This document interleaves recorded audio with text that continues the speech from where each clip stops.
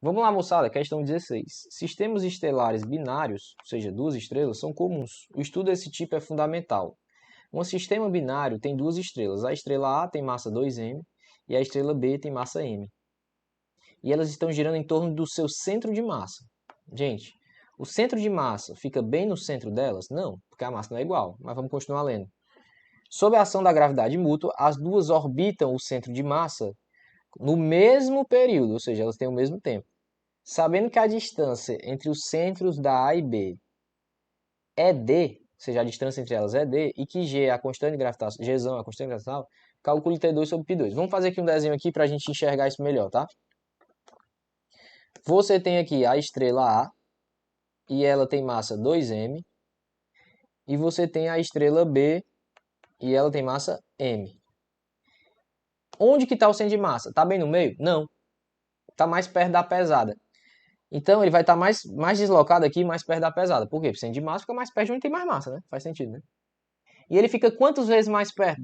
Ora, se a massa da pesada é duas vezes mais maçuda, ele vai ficar duas vezes mais perto. Então, se eu chamar essa distância aqui de x, essa daqui com certeza é 2x.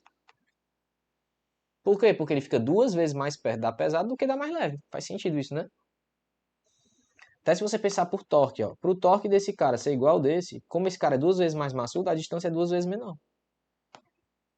Ora, então, se a distância total é 3x e ele disse que essa distância total é d, então a primeira conclusão que eu chego é que se 3x é igual a d, x é igual a d sobre 3. Certo? Vamos guardar essa informação. X vale d sobre 3. Tá. Tá, o que é que eu vou fazer agora? A estrela A vai girar e tal, e ela gira em torno desse centro, então o raio dela é x. E a outra vai girar, só que a outra vai girar com um raio 2x. Mas elas têm uma força, né? A força de atração gravitacional, né? Entre massas, né? Essa força gravitacional, que atua na grande, mas também atua na pequena, ela é calculada como? Força gravitacional é Gzão vezes a massa da primeira, 2m, vezes a massa da segunda, m, dividido pela distância que elas estão ao quadrado. A distância é d, né? D ao quadrado. Essa é a força gravitacional. Aí você poderia analisar qualquer uma das duas, vai dar no mesmo. Vamos analisar a mais maçuda. Ela não vai girar, e o raio dela, né, x, né? Que ela vai girar em torno desse ponto. Então, essa força, como ela mira o centro, ela é a própria força resultante centrípeta. Então, tu pode pegar essa força e igualar com a força resultante centrípeta. Qual a fórmula de força resultante centrípeta? A massa do bicho que está girando, tu está olhando para ela, então a massa dela é 2m, vezes a aceleração centrípeta, né? Força resultante centrípeta, a massa vezes e a aceleração centrípeta em termos de ômega, né? É ômega ao quadrado R. Aí, Arthur, eu faço mv2 sobre R. Poderia, mas só para facilitar é melhor pensar em termos de ômega aqui. Vocês entenderam o que eu fiz? Eu igualei a força gravitacional à centrípeta, porque a força gravitacional, se ela está aqui apontando para o centro e essa estrela vai girar, ela é a própria força resultante centrípeta. Então, você pode cortar o quê? 2m de um lado com 2m do outro. Aí sobrou o quê? De um lado, sobrou Gzão, mão sobre d ao quadrado. E do lado direito sobrou quem? Ômega ao quadrado vezes R. Só que quem é o raio? A gente está analisando a estrela 2 em mão. O raio dela é x. Só que quem é x? D sobre 3. Então, no lugar do raio, tu coloca D sobre 3.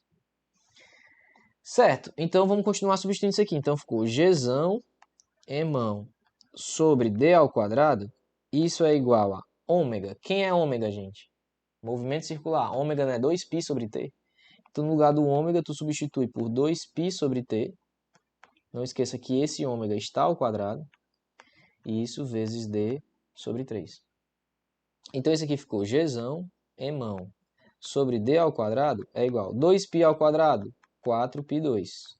Embaixo, T ao quadrado, T ao quadrado, vezes D sobre 3. Tá quase terminando, ó, porque o que é que ele quer? Ele quer T2 sobre π2.